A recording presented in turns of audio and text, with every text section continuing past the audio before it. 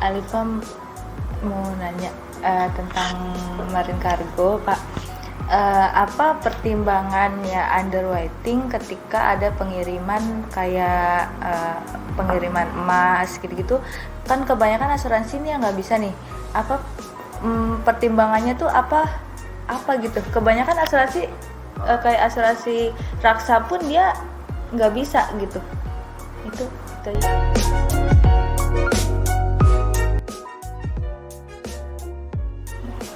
Oke, bagus pertanyaannya Alifa. Apa dasar perusahaan asuransi untuk menerima risiko tertentu atau tidak? Khususnya emas misalnya. Kalau risiko khusus emas itu khusus pasti. Nilainya besar, jumlahnya sedikit, tapi tingkat exposure-nya tinggi. Semua orang pengen ambil, ya, kan? Oleh karena itu emas, barang-barang berharga, jewelry itu asuransinya khusus.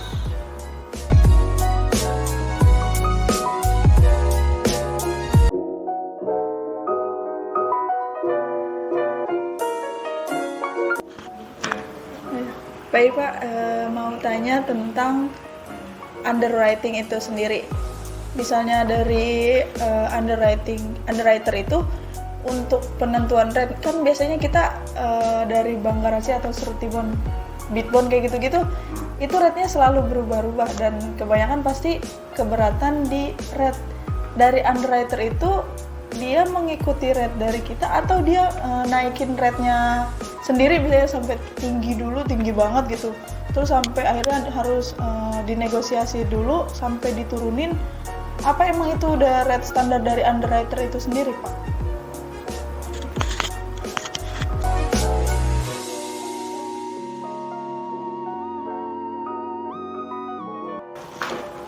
Pertanyaan dari Fani, tidak seperti bank garansi, apakah ada tarifnya juga? Terus bagaimana underwriter menentukan tarifnya? Ya, ada tarif guidance-nya juga. Kan kalau kita kirimkan penawaran, kita kasih standar tarif. Kan?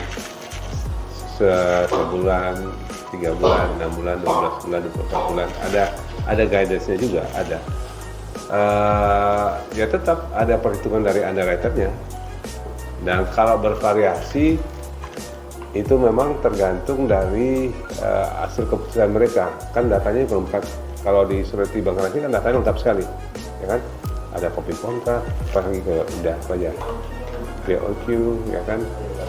Laporan keuangan, ini bank, jaminan-jaminan, pengalaman dan sebagainya, ya kan? Nah itu dievaluasi oleh asuransi. Wah ini kayaknya risikonya agak tinggi nih, exposure-nya agak tinggi nih, soalnya dia ya adalah pertimbangannya, laporan keuangannya kah, loss, ini semua yang mereka akan lihat. Oke, kalau gitu saya mau kasih ini tapi preminya segini, tarifnya rate kita memang segini tapi khusus ini kita kasih segini. Bahkan seringnya kan nggak mau, kan? Kita kan paling tantangan kita di seperti bank garansi itu kebanyakan rata-rata asuransi nggak otomatis mau, benar nggak? Beda kalau asuransi alat berat apa mau tapi preminya tinggi misalnya. Kali kalau tantang kita seperti bank garansi itu asuransinya terbatas nggak banyak tapi nggak mau, maka disitulah perlu orang-orang yang paham tentang asuransi ini, yang kita dibantu oleh Pak Hari Kuil yang udah tahu, itu meyakinkan asuransi ini loh laporan keuangannya, ini loh kalau perlu orangnya saya hadirkan, ayo ketemu sama kliennya supaya underwriter itu yakin. Walaupun yakin dia oke, tapi saya maunya premi segini ya, gitu.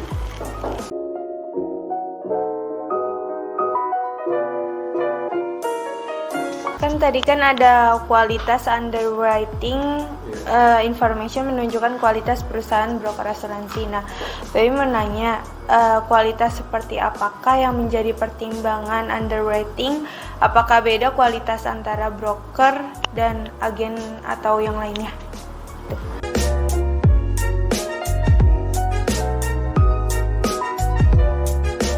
Oke, pertanyaan Ferbi adalah tentang kualitas dari underwriting information.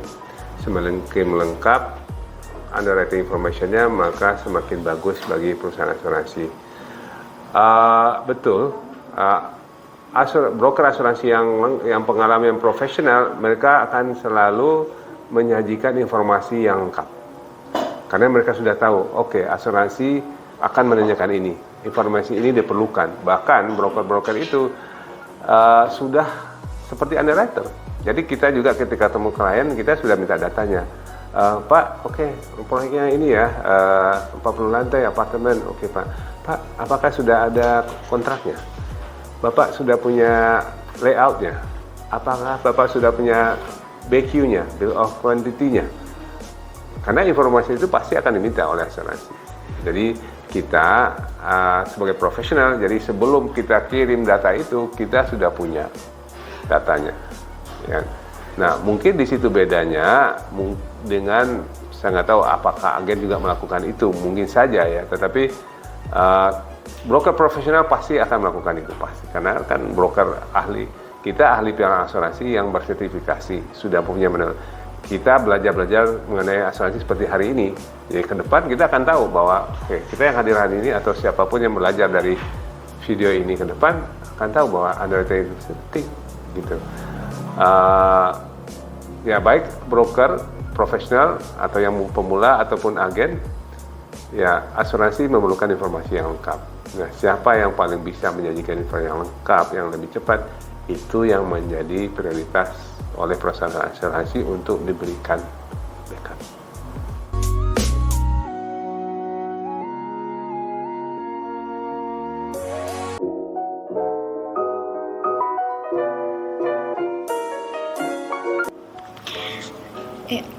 Saya akan di sini tadi disebutkan klaim gitu ya Pak ya. Terus ada syarat-syarat ketentuan untuk bisa iniin klaim. Nah, saya mau nanya, karena kan saya belum tahu sama sekali klaim itu apa ya. Kalau misalkan syarat-syarat di klaim itu ada yang kurang gitu, terus bisa batal gitu kan, tadi juga disebutin kalau misalkan itu masih diusahakan dari kita ya. Coba kalau batal gitu klaimnya nggak bisa diklaim, apa ada kayak suratnya gitu bahwa klaim itu batal atau gimana Pak? Terima kasih.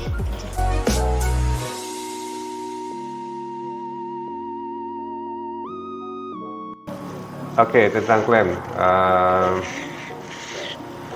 Indah menanyakan tentang klaim. Bagaimana tentang klaim? Oke, klaim adalah jika terjadi kecelakaan yang dijamin oleh perusahaan asuransi, maka pemegang polis atau pemilik barang mengajukan penggantian ke perusahaan asuransi. Proses pengajuan penggantian itu namanya klaim.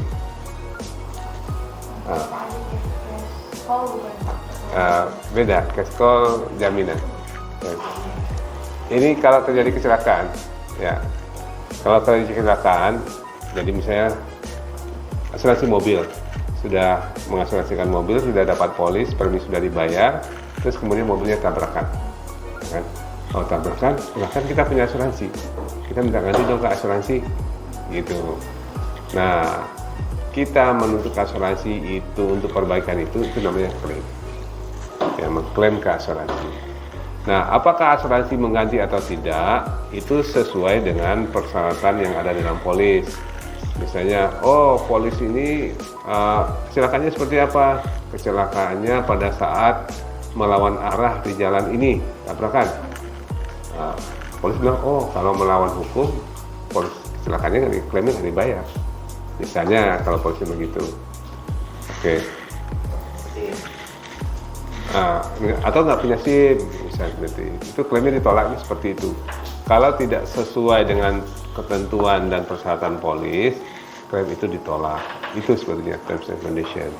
Nah, tugas kita sebagai broker adalah memastikan polis-polis yang ada, yang kita proses, klien-klien yang kita bantu itu polisnya benar. Jadi persyaratannya ada, diberitahu ke kliennya, premi sudah dibayar dan sebagainya. Nah, kemarin yang saya bilang bahwa hampir 95%, 99% asuransi yang diproses melalui broker itu pasti klaimnya dibayar.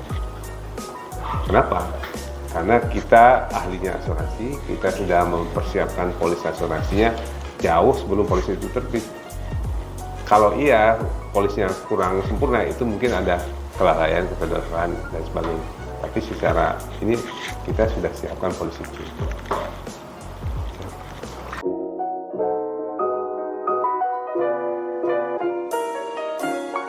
Ya Pak, saya mau menanggapi tentang underwriter ya. Kenapa underwriter untuk shipment nikel dan batu bara lebih sedikit yang berminat terkait nikel, tetapi berdasarkan underwriternya menurut kita resiko nikel itu jauh lebih minim ketimbang batu bara. Sedangkan di nikel itu sendiri tidak ada cell combustion dan juga tidak ada yang mau mencuri karena sifatnya tanah. Kalau di batu bara masih banyak yang mau absetasi, sedangkan resikonya cukup tinggi. Dicuri juga bisa, untuk dia terbakar dengan sendirinya juga bisa gitu.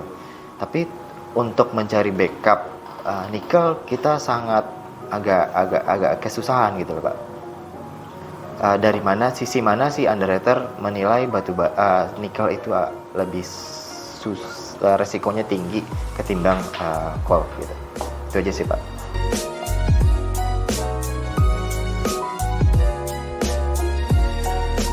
Oke, pertanyaan Fadli lebih spesifik mengenai asuransi marine cargo. Kenapa untuk asuransi marine cargo batu bara dan nikel itu hanya asuransi khusus tertentu yang bisa? Oke, pertimbangannya kalau misalnya nikel, kita bicara mengenai nikel saja. Nikel itu dari segi volumenya, transaksinya itu nggak banyak. Kan nikel hanya dihasilkan di daerah tertentu, di Sulawesi Tenggara, Sulawesi Barat, Halmahera, hanya di situ. Walaupun jumlahnya banyak dan harganya lagi tinggi, tapi perusahaan asuransi itu nggak punya kombinasinya. Jadi ingat, asuransi itu perlukan the law of the large number. Jadi tadi kita sebut dari CRO, class of risk, COR. Jadi asuransi itu membuat risiko itu mengklasifikasikan berdasarkan jenis risiko tertentu.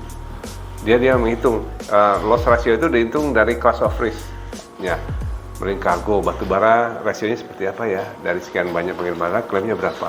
Dari sekian banyak pengiriman nikel, rasionya berapa?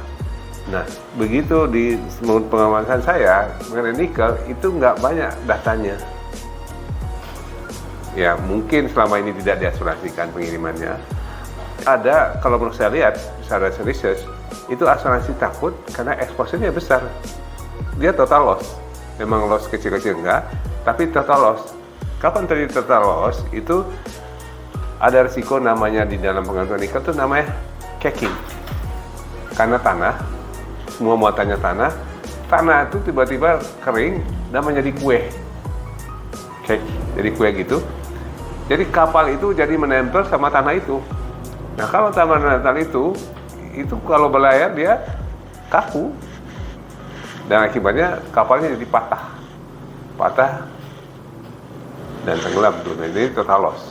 Dan itu sudah terjadi. Nah, salah satu mungkin informasinya di asuransi yang beredar itu adalah risiko tinggi karena pernah terjadi. Saya rasa 1-2 tahun lalu ada satu kapal, bahkan krunya berapa orang itu hilang semua.